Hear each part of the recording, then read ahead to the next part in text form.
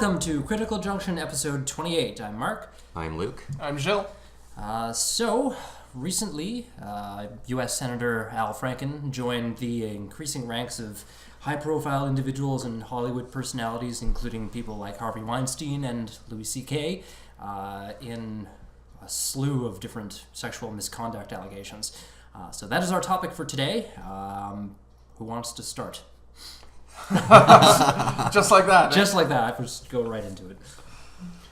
Well, I think we should start right by acknowledging our bias as three white guys with whatever privilege that I have entails. a penis. I have a penis as well. I will also admit to having a penis. I don't believe it, though, but it's all right. So now we may commence with our mansplaining sex assault unabated. Yeah, it does seem kind of strange that three dudes are addressing the issue of sexual misconduct in Hollywood, but it's topical, and I think it's an important issue to address. Mm-hmm. Well, sure, and it's not just a woman's issue, right? Like Right, we've yeah. discussed before the podcast. I Yeah. mean, it's all-inclusive here, so men need to talk about this just as much as women and anyone else. Mm-hmm. Black or white, green or purple, doesn't matter. Absolutely. This is an issue. Yeah. I mean, and not just because men may also be victims of sex abuse, but also because everyone in society, even potential transgressors, when it comes to behavior of that nature, need to also sort of reckon with it, right? And with how they might be affected and how they might be blind to, and I say they, I mean like we, all of us, right? How we can be blind to our own faults in that area. Right. Yeah, I encourage anyone to step forward, and I applaud the women who have come forward about what's been going on with these incidents, because it does take a level of, courage to come forward with this kind of thing, especially given the nature of the situation. But I did want to address the burden of proof. So this might seem like an unpopular opinion, but it does appear like if you don't immediately side with the person making the accusations, that you're immediately taking the side of the alleged aggressor, which isn't necessarily the case. Like that is not my position at all. I'm saying that our entire legal system is founded on the principle of epistemology that says the burden of proof always resides with the person making the claim or allegation. So, Innocent until proven guilty. Exactly. But for whatever reason, it appears that people are jumping on the side of the accuser immediately, and just there's a at least an apparently conflicting principle of victims should be believed. Victims should be believed, and I'm not saying the opposite at all. Yeah. I am saying that people need to bear the burden of proof in mind, right? That people are innocent until proven guilty. Well, that's it. Like with this believe them kind of concept, I think there's some nuance that's lost there for some people, and it might be being used and interpreted in sort of an extreme way that's just not reasonable. When you say believe someone, it doesn't mean automatically assume that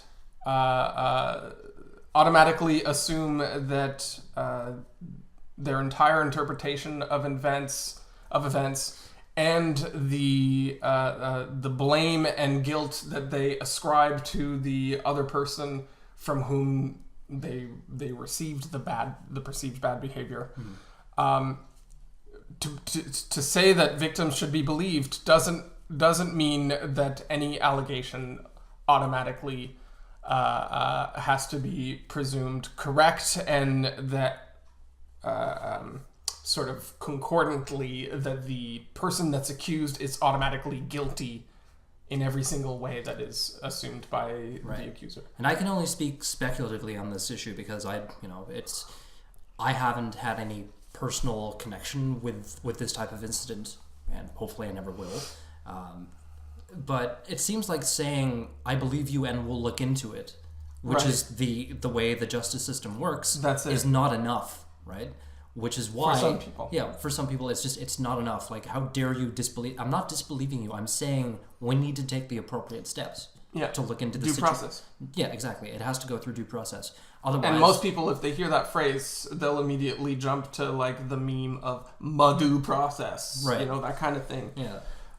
This kind of memification of different parts of the discourse that necessarily have to be laid out when you're trying to analyze every single bit of this, well, that's super not helpful. Right, and in a couple of it's instances, also not effective against. Yeah, no, for sure. In a couple of situations, notably with Louis C.K., he admitted guilt immediately. In which case, go ahead with a witch hunt. You know, he's being a disgusting fuckhead, so go ahead and go after him. He admitted responsibility for it. In that case, fine. But before anyone admits guilt, before anyone is put through due process, I think it's important for us to remember the basis of our legal system, right? Just like you were saying, we need to, however uncomfortable it might feel, we have to go through the steps. Otherwise, we lose one of the fundamental building blocks of our democracy. I mean, which I'm fine with as well. That's the whole of the story. What? I don't know. Can I just bring up the idea that there is a sure society and the way it's structured works great, but there's a spectrum here. Yeah. In terms of the violations that are occurring and stuff like that. Yes. Not to say that they're not all bad. I'm just saying that there's a difference between the things that Louis C.K. has done and, say, Bill Cosby.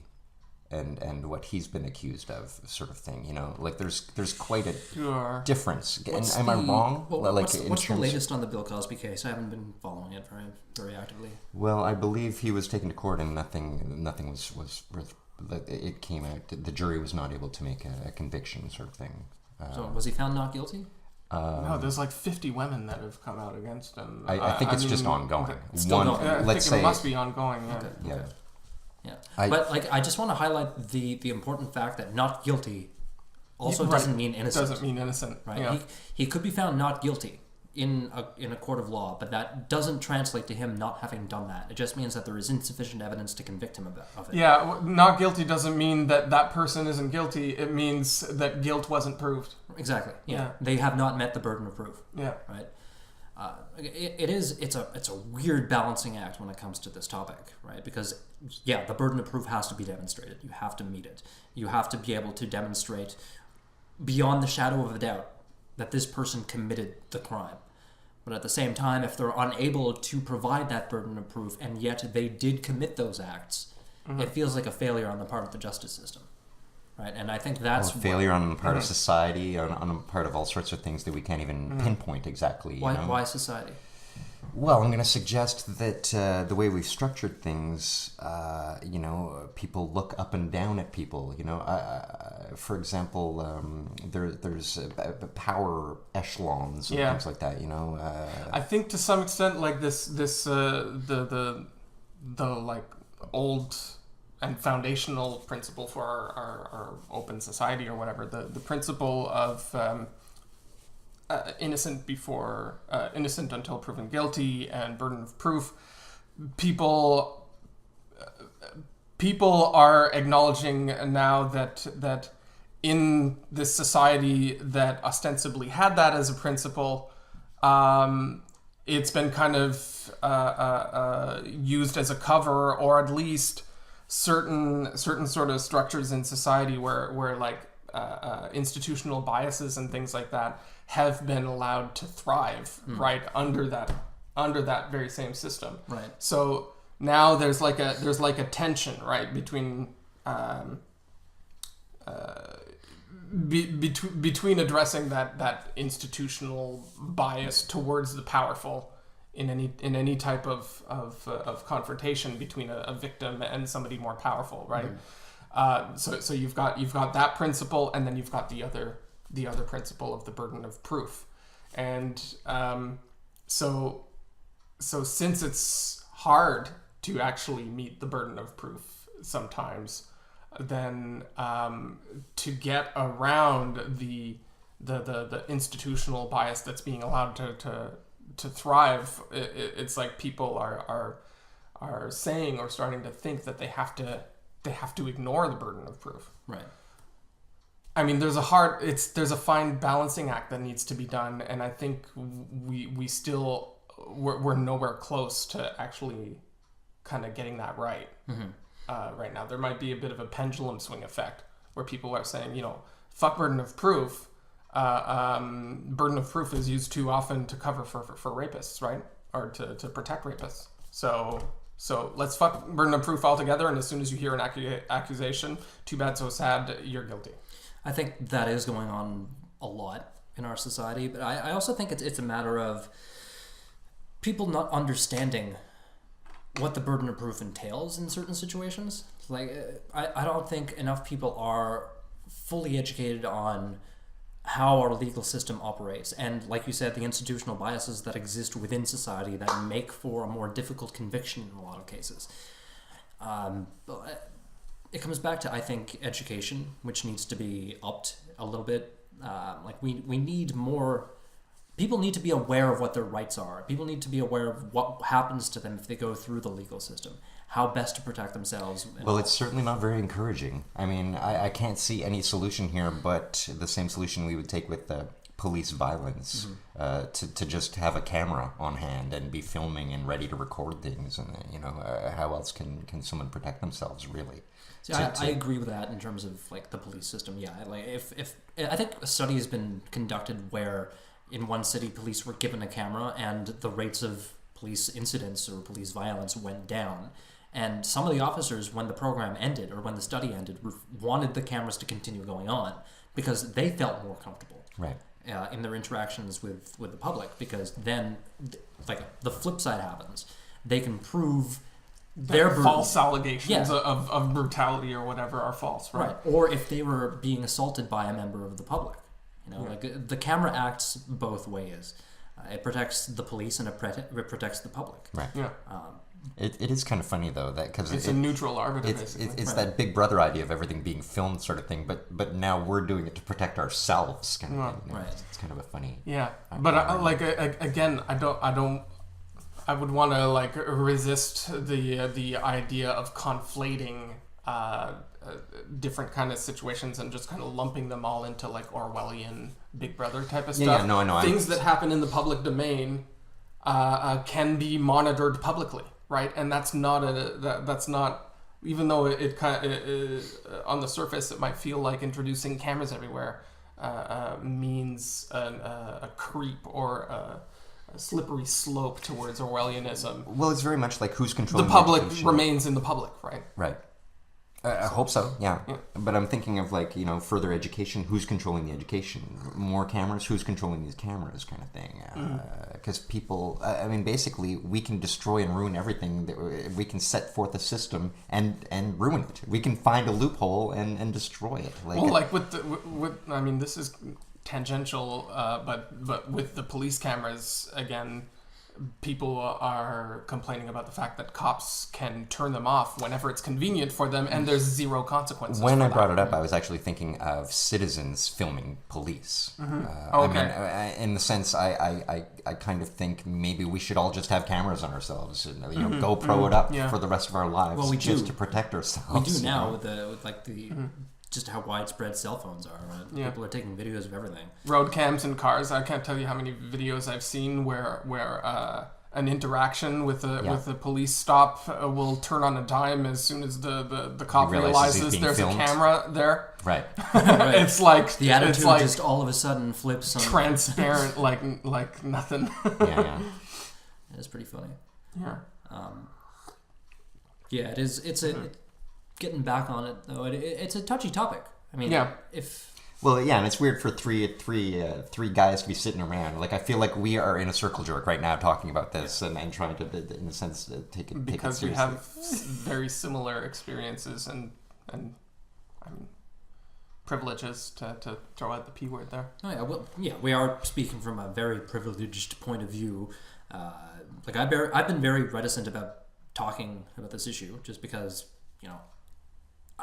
who am I to speak to it? Yeah. But at the same time... But it's because we can be easily dismissed by less honest interlocutors that are kind of more zealous in their campaign to like move the pendulum, you know. Mm-hmm. Have you ever known anyone that has been accused of a sexual assault?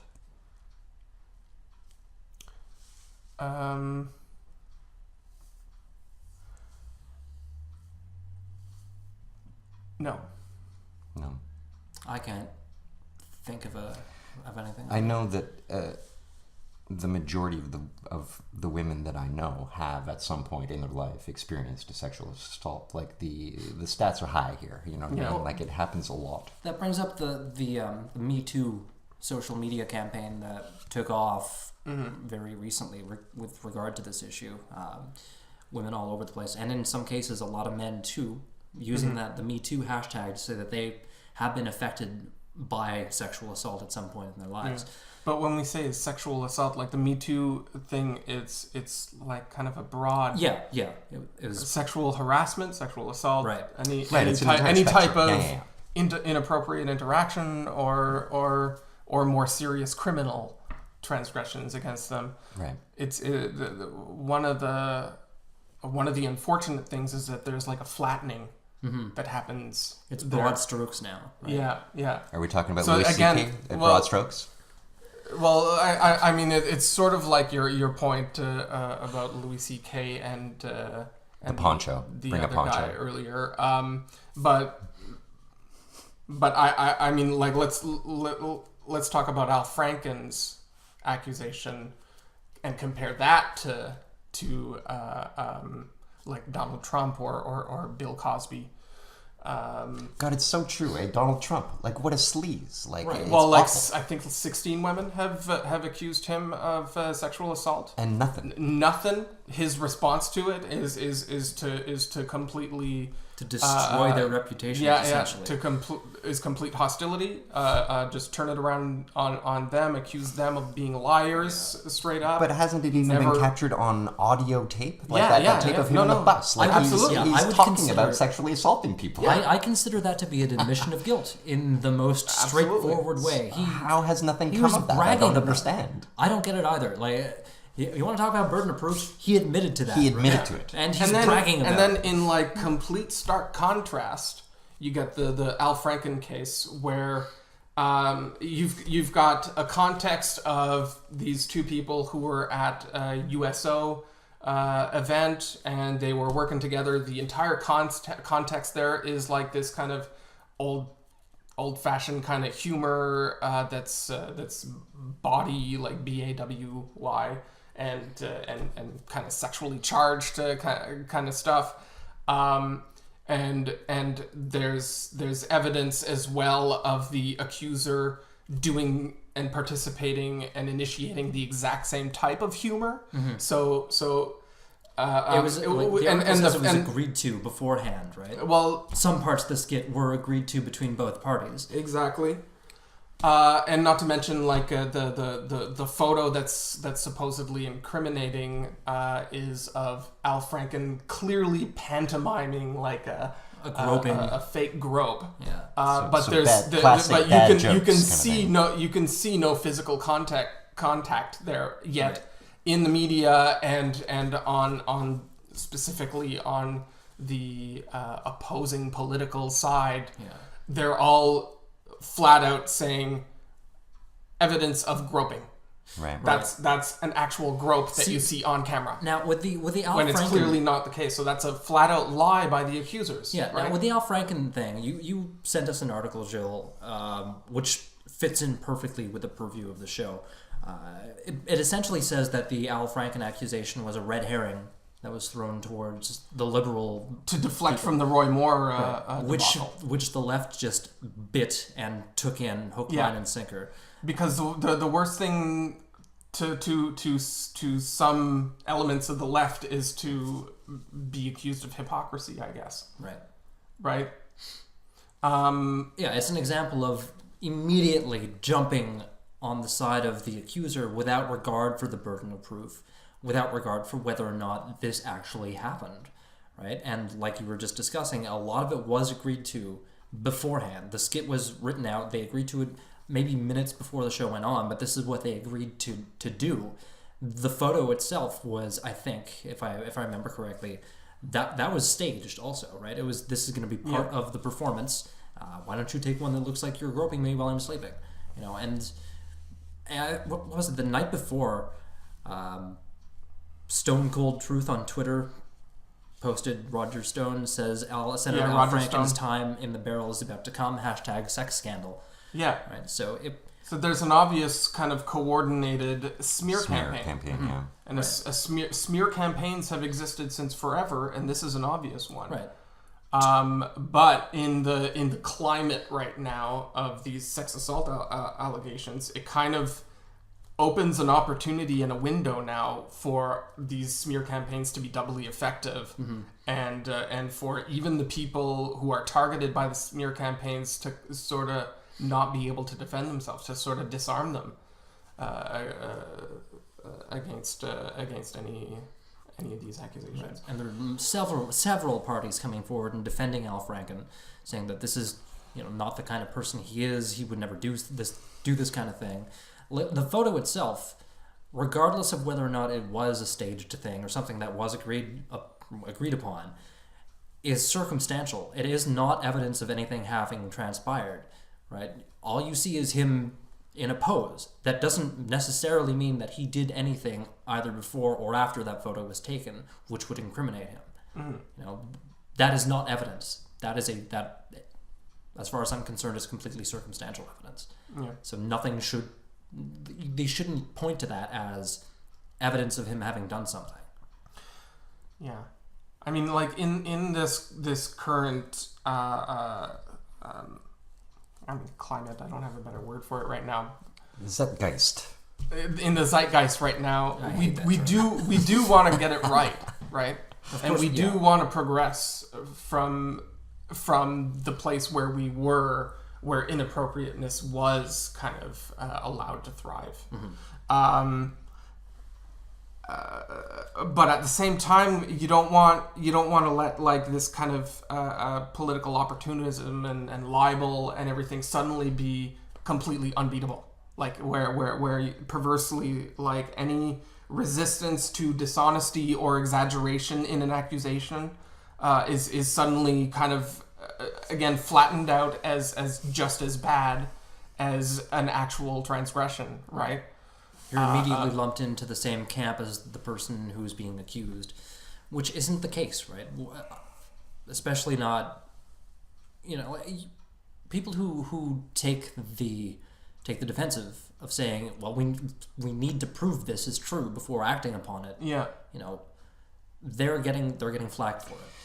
So would we not suggest with how quick some of the reactions are and how quickly some of these people have gotten fired, like say Charlie Rose, for example?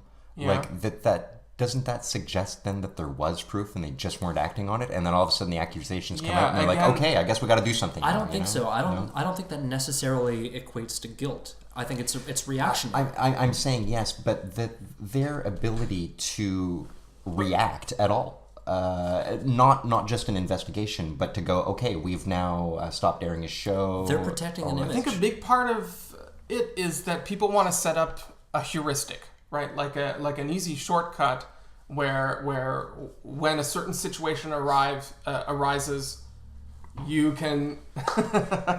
I'm gesticulating towards my coffee dildo again. Where was I? Heuristic. Yeah, people want to set up a heuristic where when an accusation comes up, we have a framework for how to react to it. Right. And we want a better framework than we had before. Which was not a framework. But the problem is you don't want to rely too much on frameworks. These accusations need to be taken on a case-by-case basis, just like the justice system does when it actually goes through the due process on every single case. Right. That's brought to the judicial system. Yeah, right? And I don't think the studio's firing the accused equates to evidence of guilt. They have a brand and an image to protect, and the moment they see anything that might damage that brand, they're going to distance themselves from the thing that will damage them. Right? It's really important not to equate that with actual evidence of guilt. Right? Again, it's another circumstantial thing. It's another bit of circumstantial quote unquote evidence that doesn't equate to them having done anything. Right? That's extremely important to remember. From a PR perspective, I can totally understand why they would let go of the accused. I can understand, but they, in a sense, they can't really do that legally, even unless there is some sort of sense that it is true. Right? The way they've been doing it has been done in such a way as to avoid that legal pitfall, because they're giving a different reason. They're saying due to a difference of opinion, more or less, is what they're equating it to, or differences of personality, or anything along those same lines. They're not saying because this person sexually assaulted so and so, we're letting them go. Right. It's we can no longer work with blah blah blah. Sure, that's the way they're phrasing it, but Yeah. the result is still that they don't have a job anymore, kind of thing. Right, and it can be perceived as evidence of guilt, right? Very, very strongly it can be perceived as evidence of guilt. Because the studio is letting them go, they no longer want anything to do with them, they're canceling all their specials, so yeah, of course the public will look at that and say, why else would they get rid of it? Well, that's an argument from ignorance fallacy, right? Just because you don't know why something is doesn't mean that you can jump to that conclusion.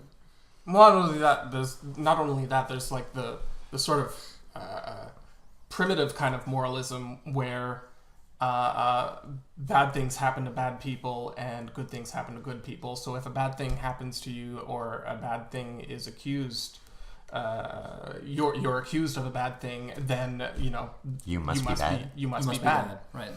But this is like super kind of archaic logic, I guess. Yeah. Kind of logic, like this is like Dark Ages kind of morality and way of looking at things.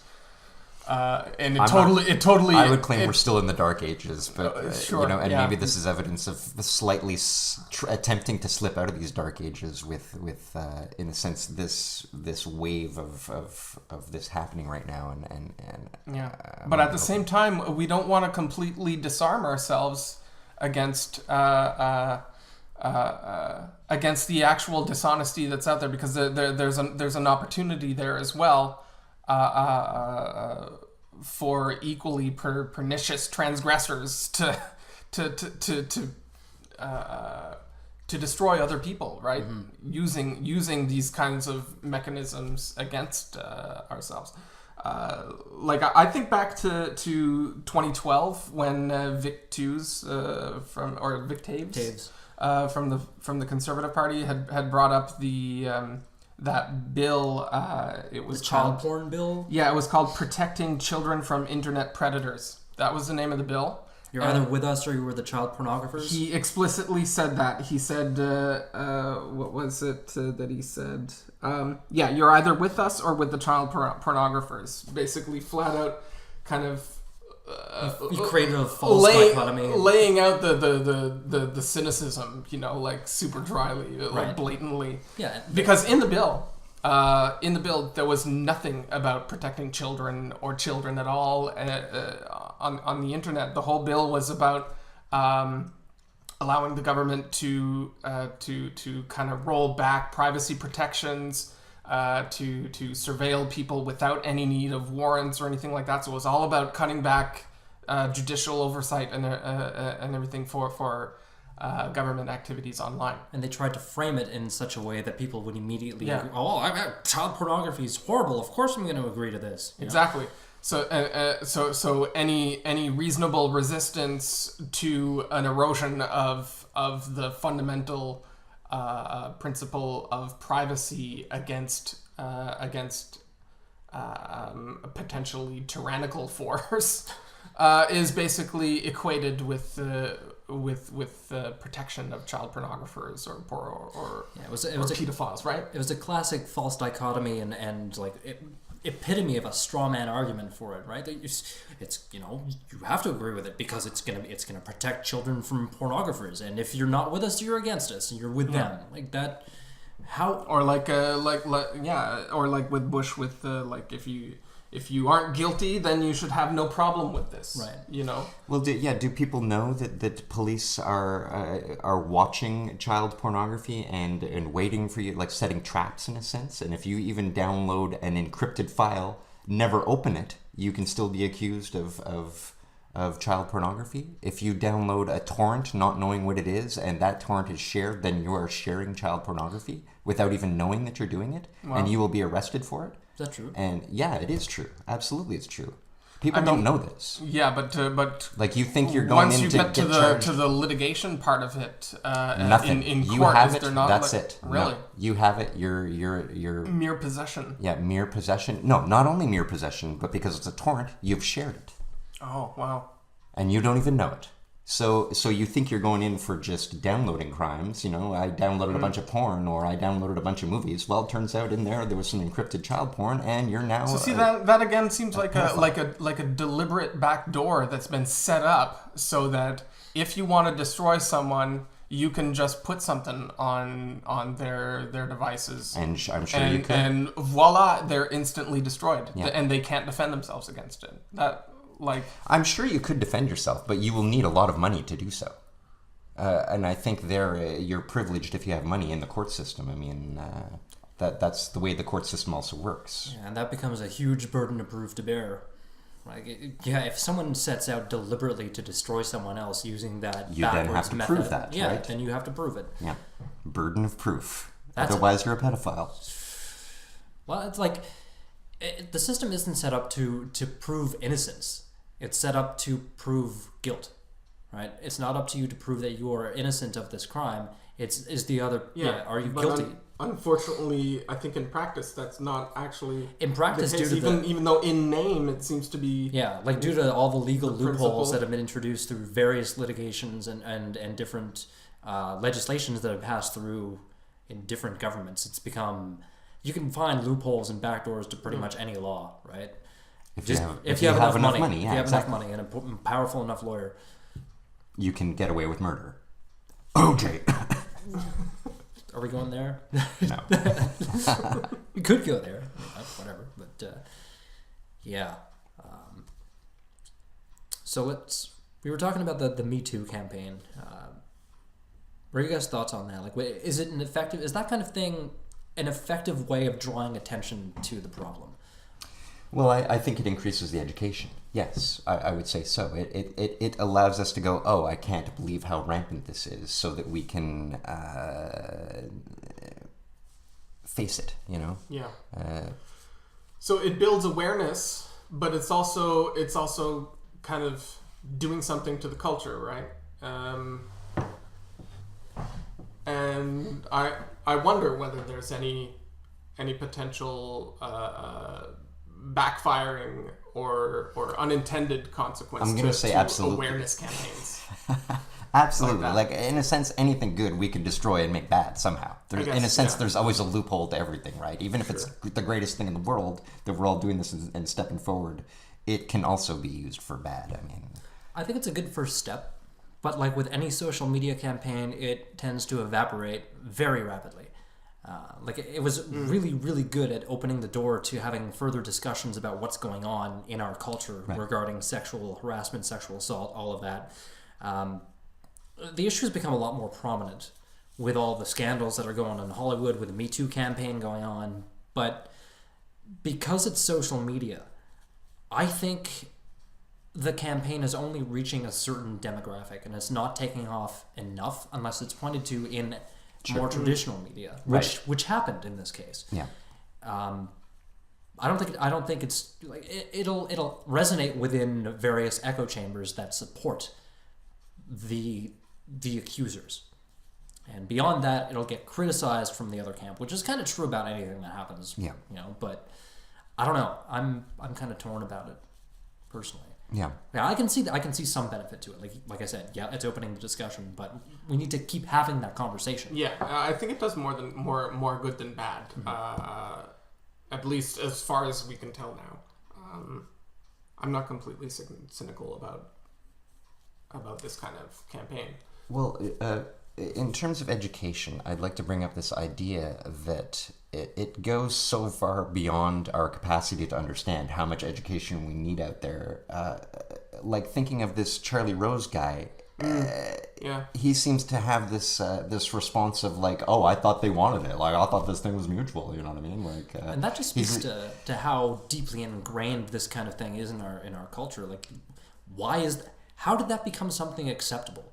Exactly. Like, how is it possible that Bill Cosby could think that that was a normal thing, that he could drug someone, and because he's so big and powerful, it's just what you do. Of course you have sex with me, you know what I mean? That's true of celebrity, but I'm also talking about just average jocks at frat parties drugging people there too, you know? And you know what? I have met I can't say I knew him, but was in a room with this guy that was accused later on of raping someone, and he was such an idiot that he had no idea.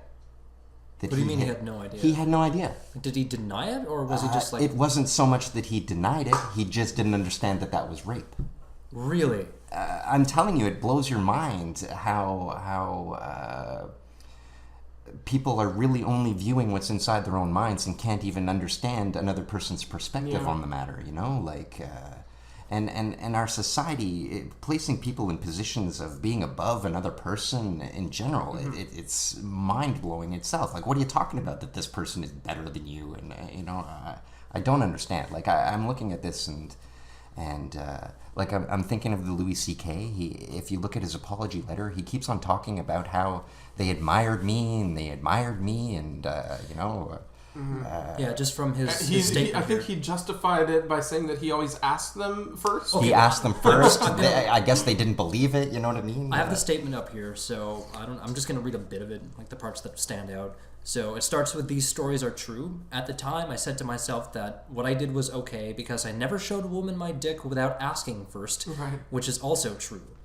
But what I learned later in life, too late, is that when you have power over another person, asking them to look at your dick isn't a question. It's a predicament for them. The power I had over these women is what they admired me." What? That they admired me. Right. And the power I had over these women is that they admired me, and I wielded that power irresponsibly. So it doesn't sound so much as an apology as just a flat out admission of, yeah, I did this. So what? Yeah, you're right. Well, is it a so what that we're reading there, or is it him trying to reckon with it, trying to analyze it? It does reek a little bit of him trying to reckon with it. Because the thing is, even people who actually do bad things and actually are criminals, they won't necessarily see themselves as villains. Right?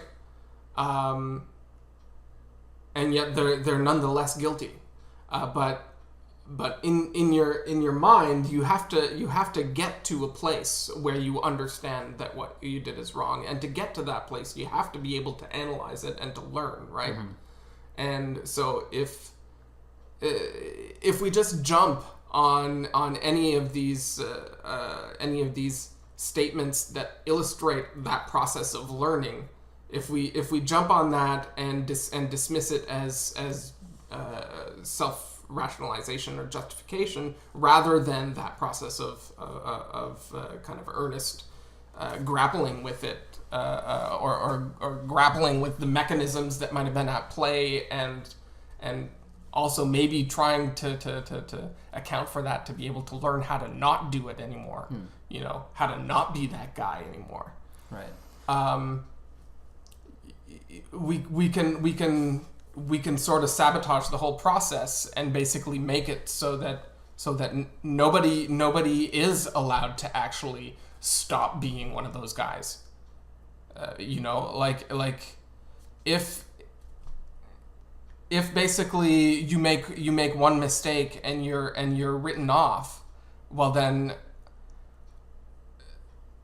that person has no choice but to continue being that person right? We're not allowing them to learn and grow and stop being You're right, that and a person isn't a solid thing. They continue to change. They should be, You know, right? yeah, of course. They and Louis should C.K., be for allowed to example, continue to change. They is should. an example of someone that may be able to come out of this. And we may be interested if he steps forward and go, let me now try to explain. We will probably be interested. You know? I think it's going to take a long time for him to be able to do that. Just because like his career is destroyed at this point.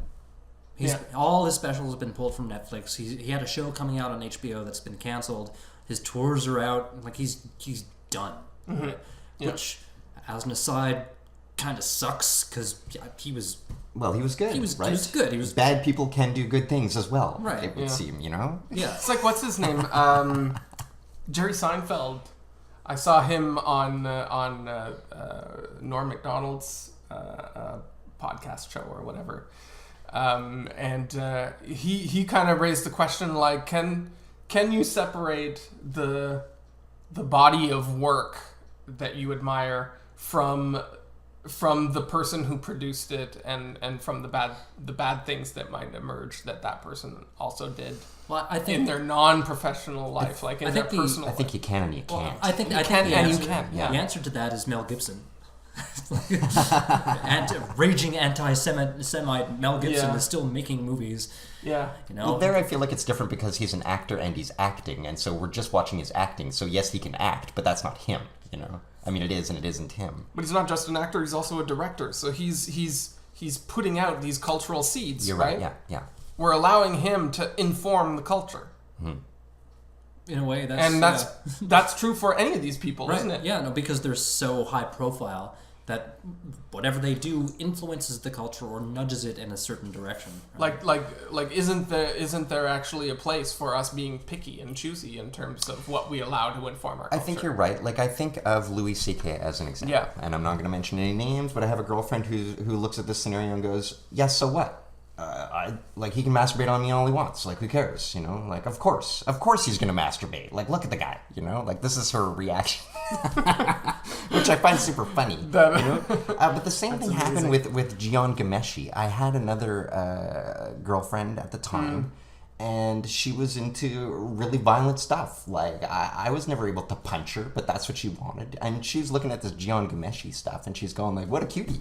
You know, yeah. Like, he can like do whatever he wants to me, like almost to suggest like he just chose the wrong girls there. You know, like, I think that like the Ghomeshi case was a little bit complicated. Well, they're all complicated cases, but in this one it was what constitutes consent and what is going too far, regardless of consent. Yeah. Right.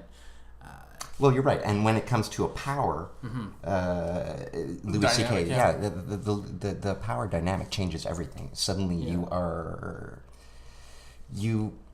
lose control very easily. You don't know what the circumstances really are. You don't know how the person is really feeling about it. Like, really, I guess, what can you do but talk it out more? If Louis C.K. had gone like, "Look, really, can I pull my penis out and masturbate in front of you? Are you going to feel okay about it?" Yeah. You know, so I wonder whether the question is ever legitimate to begin with. Like, is it not possible that that's just never an okay question, even if the other person would be into it? Like, is it just is there of the power dynamic possibility of a rule being able to exist there? Right. I don't know. Thou shalt not masturbate in front of partly because of the power dynamic. Right. But can you not see how this power dynamic can also be sometimes a good thing? Like, not in this case, but right. there could be a circumstance. Like, I have girlfriends that wish like I would some masturbate people, on them, some people but I'm want not willing to. You know, like some people want to play with the power dynamic, Exactly. even if they are on the losing side of that power imbalance. Is that what you're saying? Yeah. Like, it may be something that turns them on, you know? Yeah, and there are things to some like, extent that could be a way for them to gain some ownership or gain some power for themselves about their lesser position of power. You know what I'm saying? Like there might be a sort of counterintuitive, I guess. I'm just spitballing here. I'm thinking out loud, I guess, in reaction to what you're saying. Yeah. Not really, I'm just saying. I don't really have a point here. Sex itself, and these sexual assaults are not sex. But I'm just saying, that sex itself is very complicated. Yeah. You know, I have met, I have girlfriends that do have rape fantasies, you know, and that's something you can play with their permission and stuff like that. In the fantasy world. But, you know, it's something to discuss. It's something to educate yourself on, you know. Louis C.K. had a bit about that in one of his acts, right? Well, yeah, I don't know if, the thing went that he was with this girl and she kind of resisted, and he tried again, she resisted, so they stopped. And the next day after the show, she goes up to him and asks him, well, why did you stop? I thought this is going somewhere. Right. You know, and he's like, well, I didn't know if you were into it. She's like, sometimes I just want the guy to go ahead and take control and do it by force. Exactly. Like, I'm not going to take a chance and rape this girl on the off chance she's into that shit. Like, Yeah. I'm getting a real rapey vibe from this woman. Like, that was a whole bit in his act, right? Yeah. But that's aberrant, right? Like that's Yeah. or aberrant. I don't know. Sex is very complicated. Like Yeah, I gotta know the place of the Yeah. person really well to be able to like do I'm not just this gonna, kind of stuff. I'm not gonna just do that, right? Yeah. Because Like, is it possible to get a place of to get to a place of maturity where you can, or society can actually, grapple with anything related to sex? Is it magically some kind of subject that we'll never actually be able to deal rationally? I don't think with? there's a line in the sand about whether or not there will come a point where it becomes acceptable. I think it's more of a spectrum, and it's a discussion that has to keep going before we come to that kind of cultural agreement that we can talk about this subject openly, and that we can engage in sexual activities and talk about it and discuss. And who knows, by that point, the fantasies themselves may have dissipated and changed completely. Yeah, We wouldn't have the exactly, same. They're all in response to each other. It's a morphology, right? Like, but pretty crazy. Yeah, it has to. We need to be able to talk about this, and I think that's a major problem that contributes to people thinking it's acceptable to force themselves on women. There's a new cartoon on Netflix that's made by John Mulaney and this other comedian, I can't remember his name. Anyway, it's sort of an adolescent cartoon aimed at like teenagers who are going through puberty. So it deals a lot with this kind of coming of age and dealing with your sexuality and your changing body and this kind of stuff. And some of the reactions to this show are just sort of very cynical and flat out accusing it of being some kind of creep propaganda. That's because it's at all daring to talk about teenagers and sex to begin with. There's a huge shut the hell up, you're not allowed to talk about it phenomenon going on here. Yeah, that's the problem I was talking about. Like, Yeah. you need to be able to talk about it. Yeah. I As soon think as the conversation cuts off, right, we lose something. there's a bigger problem. Or another problem. Let's talk about the sex ed curriculum really quickly. Right. Ontario wanted to change that a little bit to talk about things like masturbation and shit, and some parents reacted negatively to it because, how dare you talk to my child about this kind of thing? Well, are you going to? Like, is this the kind of conversation you actually want to have with your child? If so, have it. Have the conversation. But I think it does need to be in schools because kids are there. Sure, right? it becomes a matter of opinion there, and if the parent doesn't want their child in the sex education, they can usually just pull out, or the kid can wait outside the door or whatever it is. I think that's one of those opinions that's unfounded because sexual education is extremely important. Yeah. Not only because so with schools and public schools, you've got an institution out there that's kind of tasked with warding over a bunch of strange children who are interacting right in the middle of the institution. Right in the middle of themselves playing out their own like social dynamics and learning socially, and also being subject to like these hormonal changes and stuff when you're talking about high school kids. Right.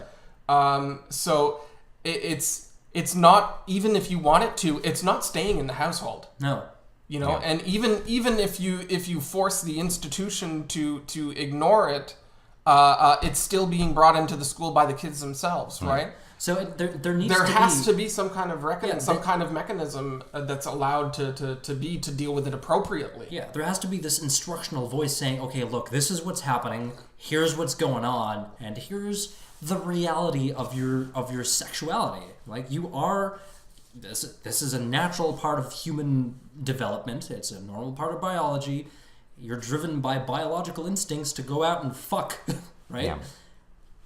We need to recognize that. Right? Well, I think we've come a long way in terms of education. We have. I'm thinking back to, my parents had no sexual education. They got married and didn't know what to do. Yeah, and a lot of that stems from the religious institution having too much influence over the school system. Especially in Quebec. Especially in Quebec. It's really nasty for that.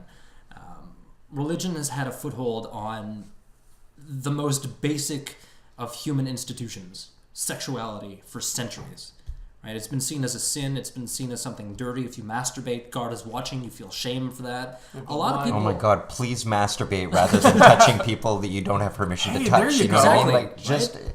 I encourage masturbation. I encourage masturbation as well. Yeah. Like, as often as you need to go outside in peace. You Yeah. know what I mean? Yeah. Whatever happened to masturbation being like a surrogate for sex and being like something that you do alone at home when you can't get sex or when you're not getting sex? Again, it comes down to the shame that's been... Why are people like masturbating with other people or in front of other people? Yeah, what is Louis. that? Well, I'm not sure, and I have a friend that's it's funny, that's a comedian, and she's been approached with the whole Louis C.K. thing. Like, can I masturbate in front of you? Like, no, thank you. Like, Yeah.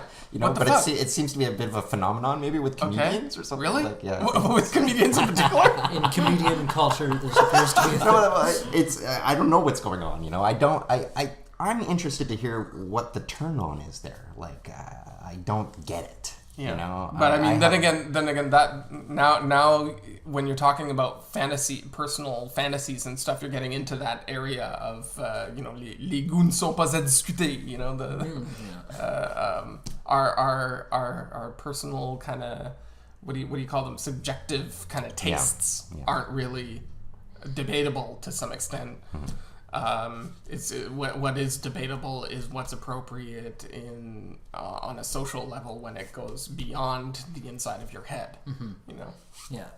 So, like the shame of masturbation thing, with people who discard religion, for some reason that's something that sticks with them immensely. Right? They still feel, regardless of whether or not they believe in God anymore, they still feel that shame that's been ingrained in them since childhood. Like, if you touch yourself, baby Jesus is gonna cry, that kind of thing. Like, that just stays with a lot of people, and it takes a long time for them to overcome that because they're not having these conversations. They're not coming to grips with, what, sexuality is normal. It's part of who we are as a species. Everything in nature does it to a certain extent. It's just, sex is natural, and we need to talk about it. Right? There is no shame in that discussion. At least there shouldn't be. Yeah. Because when you introduce the element of shame, you get that pushback, and you get things like repression, which translate in a lot of cases into sexual harassment and assault. People not understanding what's happening to them, why this is something that matters, why it's something that they need to engage with in a healthy fashion. So yeah, it's something that needs to be talked about more openly. Definitely. I guess I'll count that as my final thought on the issue. What about you guys? Any final words? Well, my big issue here is the idea that we can look up or look down to a person. I mean, I've never really done that. Like, I've never been someone that looks up or down to anyone. I suppose I've been starstruck in the past, getting really stoned and watching Kiss come out, but I've never really It's a really thought... specific example. It's the one scenario where I felt like, wow, these are superhumans, But I just mean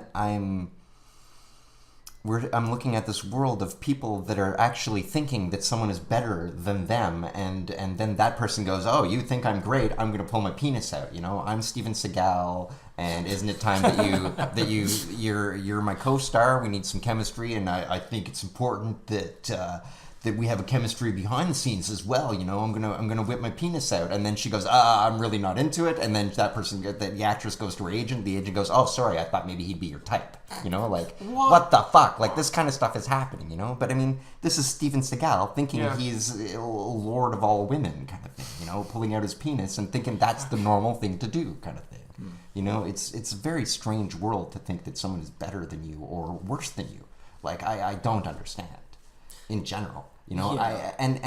But society propagates it, right? The more money you have, the better you are. Ego is obviously elevated in society. I mean, for Donald Trump, the classic silver spoon narcissist. Oh, the last man. To be man allowed can't be ashamed to of ascend. himself. To be allowed to ascend to the highest office in the land, that just epitomizes the fact that people condone egoism as the prime value. People are compelled by egoists and egoism. That's I would suggest capitalism certainly brings this out. People need to fucking deal with how bullshit that is, and how bullshit they themselves are for actually going along with it and enabling egoists. That's the most fucked up thing, and I think this speaks as well to the kind of self-righteous movements that want to disable the more nuanced kind of approaches to dealing with these stories and stuff like that, and want to overcome the institutional problems by immediately saying instituting these kinds of zero tolerance policies where no, enough is enough, an accusation must be believed, and if we have to crack a few eggs and innocent people get destroyed in the process, too bad, so sad. That's an argument and a perspective from an egoist to themselves, right? Who's actually enabling one person abusing another person. Mm-hmm. And what we want to do to progress in society is to I don't know if we want to set up frameworks, but we want to get to a place where abuses between people aren't happening. Setting right, frameworks and are not being enabled. I have a hard time with. Well, me too. I'm all about less laws, more respect, kind of thing. Sure. And there's no real, in a sense, we have to be willing to abandon rules to be even better than the rules. Sort of, but it comes with education, right? Like if people are educated enough to be able to live with fewer laws, I think we could get to that point, but it would take a lot of work. Well, we have to nourish it. We have to learn. Of course. Yeah. It would take a lot of dismantling of our current society. I think all these things would be just happening naturally, right? But we do have to, in a sense, nurture compassion and nurture mutual respect, right? Not these and not enable. These ideas of that capitalism, I would suggest, enables this egoism idea, sort of thing. We have to dismantle these ideas and look at the world and go, it's a mutual world. It's not a you alone world, right? We live in a culture, we live in a society, and we have to live together, show compassion, be kind to each other. Yeah. And help it out, nourish it, because we don't know what to do. We don't know how to face these things, really, and it is a learning process the whole time. We're a bunch of blind children just stumbling through the wilderness without any real idea of what the hell is going on. Still in the dark ages. Yeah. That's a great way to end it. Yeah, the conversation definitely has to keep going, For sure. generally. Yeah. People need to be open about their sexuality. We need to be able, as a society, to talk about this issue. Oh my god, and if you're on Tinder, guys, don't answer the door naked. What are you thinking? Like, I can't believe it. Like, Stop with the dick I'm pics. hearing horror stories from my girlfriends going out there trying to just have a normal date and, like, Oh my God. terrible, like, They're people pulling have the no naked tact. man. Yeah. So they're just pulling the naked man right away. It's ridiculous. Stop with the dick pics. There's no justification. No one wants to see that. Unless, there's no good lighting for Hold a on, that's dick not pic. necessarily true. I've met people that do like the dick pic, but wait to be asked for a dick pic, Okay, please. fine, sure, but don't open with a dick pic. Don't open with the dick. Don't think a dick pic is something that someone wants unless they go, "Hey, I want your penis in a picture. Please, could I have one now?" Yeah. Then go ahead and send a dick pic. Because God it's damn, the- what it's- the hell, guys? It's the digital equivalent of whipping out your penis and masturbating in front of someone. Steven Seagal of the internet. Yeah. So there you go. All right. That guy's a sheriff. What? Steven Seagal Oh my God. in New Mexico You're kidding. or something like that. Yeah, Like, man, wait. that guy is the law He now. was like honorarily. Does he go around Appointed saying that? sheriff? He's like, I am the law kind of deal. No, can it only- wasn't one of he his says it- movies he does above it the with law. Yeah. Yeah. He does it with a look, So, and you know. Sheriff Seagal, if you're listening and you want to sponsor the show, we want nothing to do with you for whipping your penis out. This has been Critical Junction, episode 28. I'm Mark. I'm Luke. I'm Jill. Bye. As always, thanks for listening, and we will catch you again next time.